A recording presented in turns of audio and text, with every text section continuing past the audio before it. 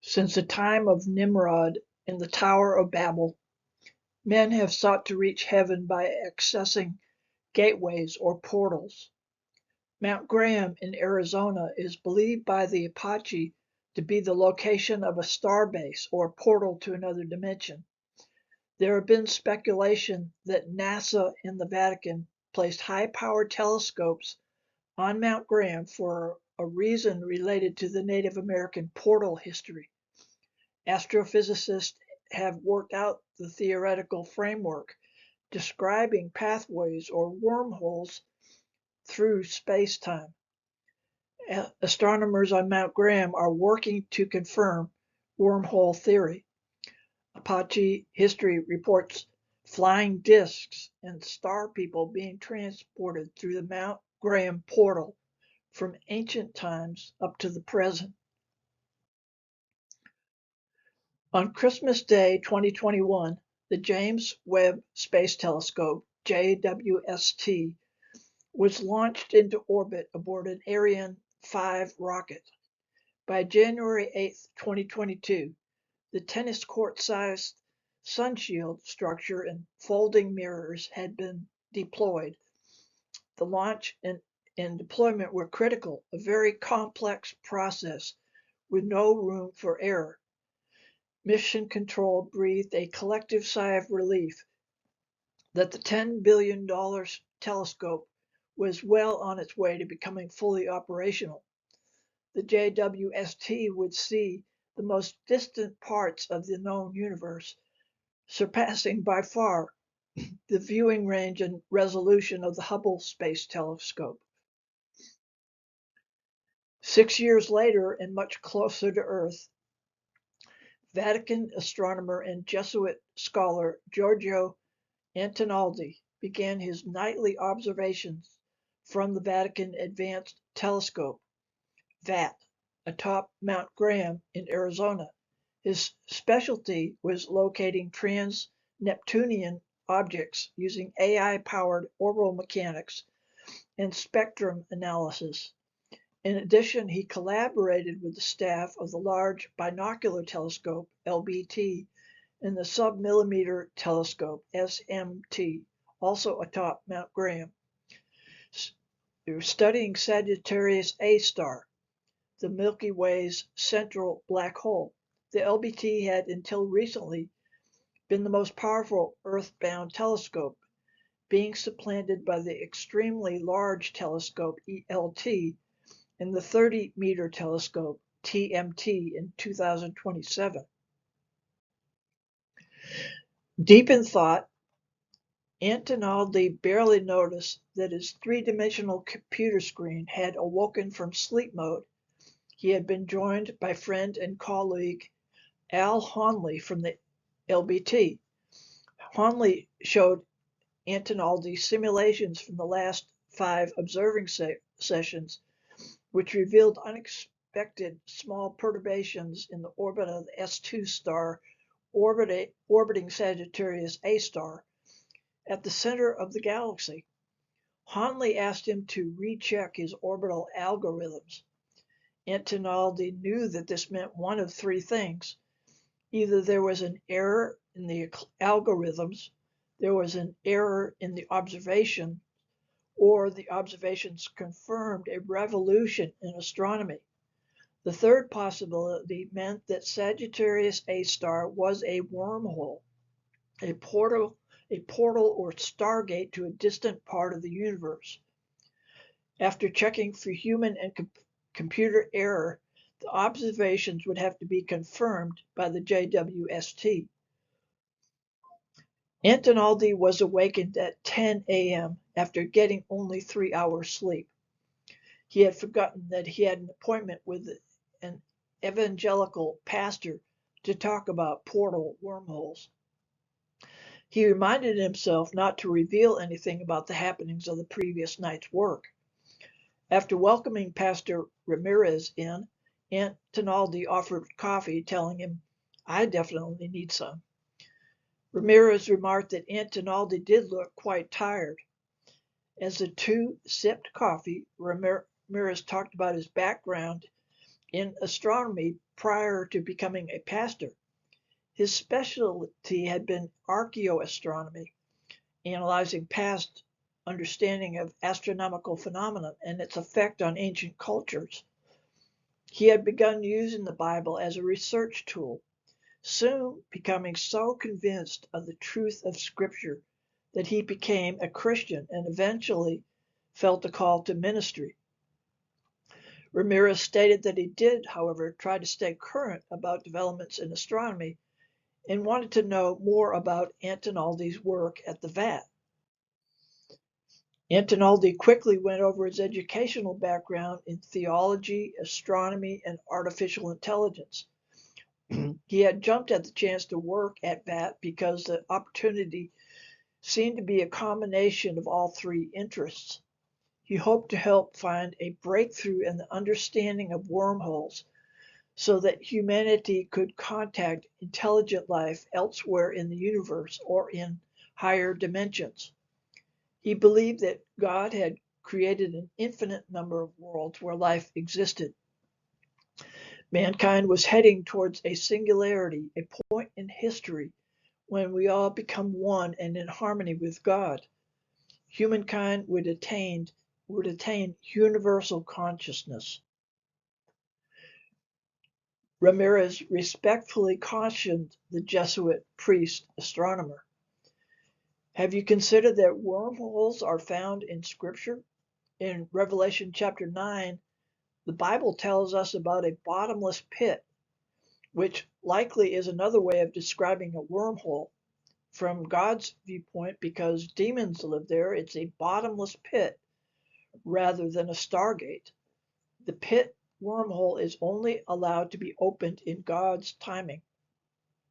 We know that it was not allowed at Babel. Scripture says that the beast, Antichrist, will emerge out of the pit. The beast will come to power with the help of 10 kings. My studies have shown me that the 10 kings are demonic entities and are the same kings referred to as the 10 toes of the feet of Nebuchadnezzar's image. Remember the dream of Nebuchadnezzar, the image with a head of gold, chest and shoulders of silver, belly and thighs of brass, legs of iron, feet and toes of iron mixed with clay. The huge stone which struck the feet and destroyed the image. God will destroy the works of Satan and establish his kingdom. Antonaldi smiled. Well, I certainly don't want to let the devil in. The allegories of Daniel and Revelation have been debated for centuries. The two discussed the scriptural basis for Ramirez's conclusions as well as the Jesuit singularity doctrine. After about 2 hours, Antonaldi had to end the meeting, citing another meeting he had to attend. Ramirez thanked him for his time and began the descent down the mountain. Antonaldi was distracted much of the day thinking about what Ramirez had said. Soon he had filed it all away in his mind, being very busy with his work. Very early the next morning, and some 1,300 miles to the north, best-selling author J. Moneagle paced back and forth in his office. He knew there was no such thing as writer's block. If an author didn't know what to write, it only meant that he hadn't done the hard work of organizing his thoughts. His wife and 12-year-old son had long since gone to bed. At 2 a.m., he decided to turn in. Perhaps something would click in his mind when he arose later and he would make some progress on his new historical fiction book. After turning out the lights in the upstairs office, he stared out the window at the darkness of his central Montana ranch. The full moon had passed the top of the oak tree near his home. Below it was an oval shape, very still in the tree, and as he focused on it, it focused back. He was looking at a large owl which had just swiveled its head, shifting its gaze from looking behind it to looking directly at Moneagle. It was about 3.5 feet in height, far larger than any owl he had seen before.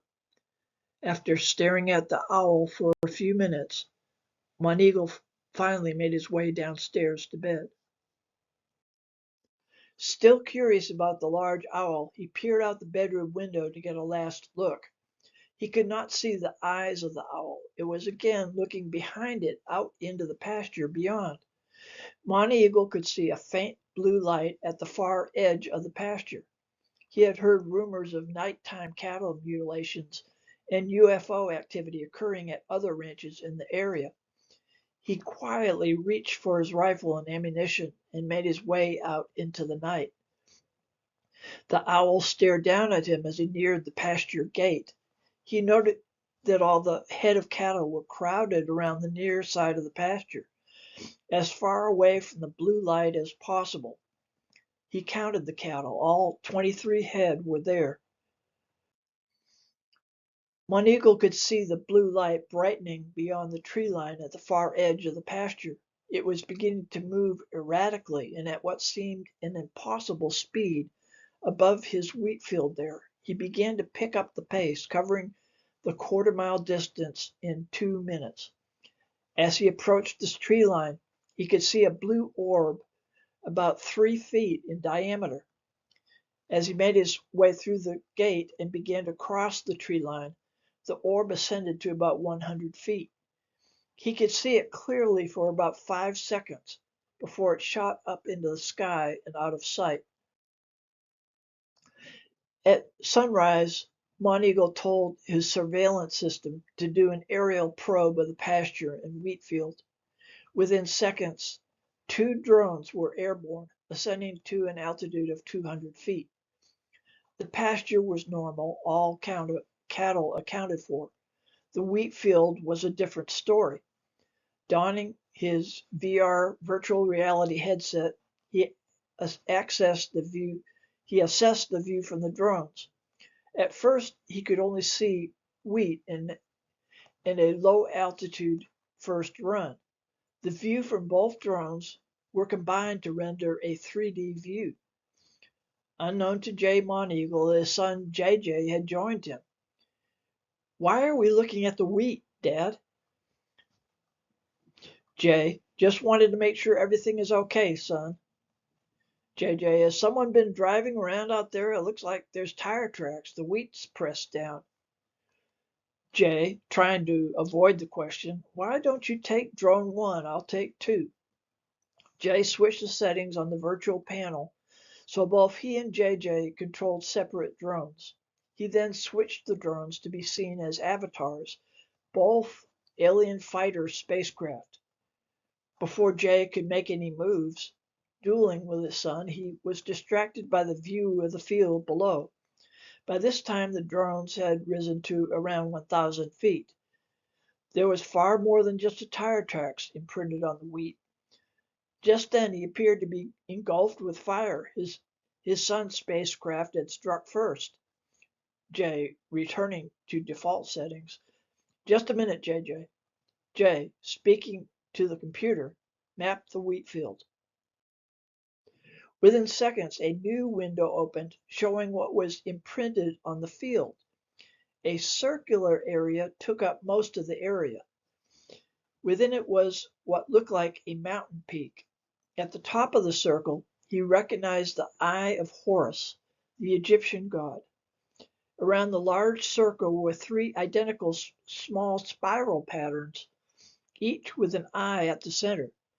Moneagle was mystified and became determined to figure out what this meant. Upon returning to the real world, he talked things over with his wife, Janine. "It's probably just some new age fanatics trying to play with your mind. Jay, I saw a UFO hovering over the field." Janine, "Right, a drone controlled by the fanatics." "Jay, it didn't look like any drone I've ever seen. I've got to get to the bottom of this." Janine, "Just cut the field and forget about it." But Jay could not forget about it. In the coming weeks, Jay Moneagle immersed himself in the VR world, attempting to recreate the events of the night when the crop circle appeared. He set up the conditions in his virtual office, matching those of that night. A virtual owl stared at him from the tree outside. Moving to the virtual wheat field, he observed the blue orb overhead. He observed the crop circle from the viewpoint of the drones flying above. He examined the crop circle in great detail. Was it full of symbolism, or was it a fractal containing a mathematical formula? Had it been produced by non-human intelligence or by human means, combined with artificial intelligence? Eventually, he began to experiment with VR settings, allowing more interaction but less privacy. VR influences began to filter in, offering to help him in his search. Finally, he allowed updates and notifications of current events related to his interests. Day and night, he was sent current information on UFOs and crop circles. About 4 weeks after the crop circle event, Jay was sitting at the breakfast table. He received an update on his 3D tablet. The notice seemed to have nothing to do with UFOs or crop circles, but it had his full attention. It said, Mount Graham's 3 eyes on the heavens, discover wormhole. He could faintly hear the voice of his wife asking something about the grocery list. He could barely hear his son ask if he wanted to come outside and throw a football around. Jay was too preoccupied to answer them. He was connecting dots, searching for images and video of Mount Graham. He could not immediately verify that the mountain in the crop circle matched Mount Graham, but he was sure one thing did match. The 3 eyes on the heavens were the 3 telescopes of Mount Graham and matched the 3 spiral enclosed eyes in the crop circle. He suspected that the spiral patterns represented our home galaxy. Arriving around noon on the following day, Jay drove east from the Tucson airport and then north toward Mount Graham. He had told his wife that he was doing research for his new book. As he approached the Mount Graham area, a display drone caught his attention. A CE-5, Close Encounter of the Fifth Kind event, was scheduled at the Mount Graham campground. He arrived at the campground at 5 p.m. He was in time to join around 60 individuals seated in a circle. For the next 2 hours, the speaker went over the protocols for contacting intelligent extraterrestrial entities. After a 1-hour break, the circle began to come together again to initiate contact. Jay conversed with a few in the group. They seemed normal enough. By the late 2020s, extraterrestrial contact events had become commonplace. Ridicule of these events and of the participants had largely disappeared. There have been many well-documented UFO sightings at the events and other confirmations of contact. Jay looked up at the dark, star-filled Arizona sky. Was this why he had been led here to participate in protocols and make contact? Behind him, a voice asked him what he had just asked himself. Do you know why you're here? Turning around, Jay was face to face with a 65-year-old Native American man with shoulder-length hair and a leather headband. He looked at Jay with a quizzical expression, which suggested he knew the answer. His name was Starwolf. He and Jay withdrew from the circle to talk. Starwolf knew that Jay had been led by the spirits to Mount Graham because his skills as a communicator were needed. Jay, but who are you? How do you know these things? Starwolf, I am a shaman. The spirits tell me many things. Jay, if that's true, what is it that I'm supposed to communicate? Starwolf, I will explain on the way. Jay, on the way where? Soon, Starwolf and Jay Monteagle were making the long climb up Mount Graham. The gibbous moon arose to help them find their way in the dark. Starwolf explained very little, telling Jay that the spirits would reveal secrets as the need arose. Halfway to the summit, Monteagle looked up to see 3 owls circling above them in the moonlight. Jay, pointing up and recalling the owl outside his office window. "Those aren't owls, are they?"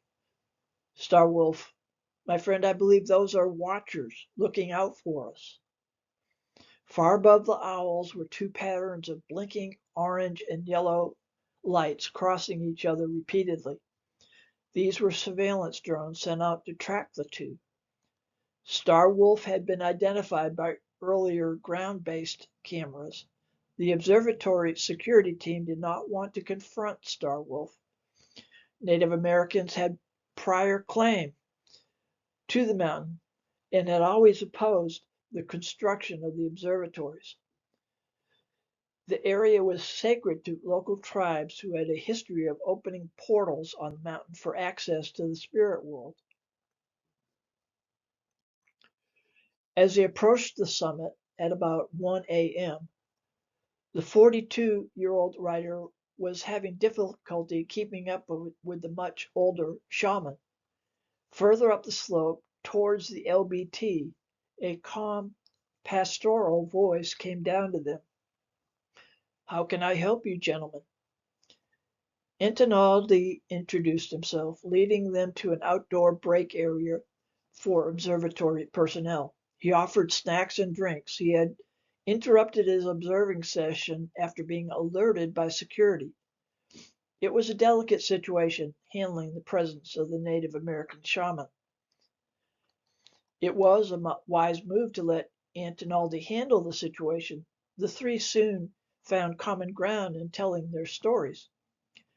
Antonaldi confessed that he felt a conflict between his role as a scientist, studying the wormhole, and his desire to seek communication with the Star Brothers. He wanted to help bring about the emergence of the singularity, which he thought might be linked to the wormhole. Starwolf agreed that the time was right for opening a portal. The Star people would be summoned. Monteagle was simply curious and wanted to understand and see what the singularity wormhole was all about. He recounted the story of how he had been led to the mountain. Starwolf looked beyond the Jesuit and the writer. He quietly asked for the 2 to pray in their own way for him to be detached from the earthly plane and soar into another realm. In this way, he could visit the portal and make a connection between heaven and earth. In his mind and spirit, he could see himself standing on the mountaintop. He looked down as he now began to float above the mountain with its 3 observatories. He saw the earth receding behind him, a beautiful blue oasis. He felt that his soul had become a bird of fire. He flapped his powerful, flaming wings. The stars rushed past him, becoming more densely packed together. At last there was a void with stars rapidly circling. At that point he himself began circling the abyss. Then there was nothing. He found himself back in his body, but very weary.